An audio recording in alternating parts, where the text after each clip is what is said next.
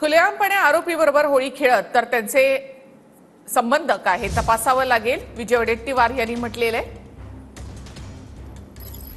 लक्ष ठेवायला गृहमंत्री आणि पोलीस प्रशासन सक्षम आहे, असा खोचक टोला संजय राऊतांनी लगावला आहे। दरम्यान संतोष देशमुख हत्या प्रकरणात सक्तीच्या रजेवर पाठवलेले पोलीस न्यायाधीशांसोबत धुळवड खेळत असल्याचा अंजली दमानी यांचा आरोप आहे। ज्या बीडच्या प्रकरणामध्ये धनंजय मुंडेच्या जो भाजीपाले नावाचा जो काही पीआय होता त्याला सक्तीवर रजेवर पाठवायचं काम त्या जजनी केलं होतं आणि काल मात्र हे पोलीस जज वा न्यायव्यवस्था आणि न्यायपालिका अशी जर खुलेआमपणे आरोपीबरोबर होळी खेळत असतील तर यांचे संबंध काय याची तपासणी केली पाहिजे। हे प्रकरण खरं म्हणजे बीडच्या बाहेरच चालवलं गेलं पाहिजे अशा प्रकारचे प्रकरण होऊन बसलं आहे।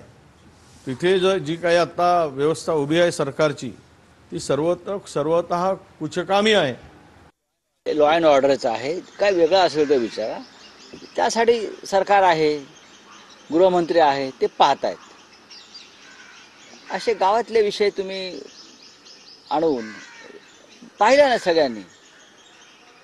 सगळ्यांनी पाहिलं आहे, गृहमंत्र्यांनी सुद्धा पाहिलं असेल, पोलीस प्रमुखांनी पाहिलं असेल आणि हे सगळे लोक सक्षम आहेत त्या संदर्भात लक्ष द्यायला।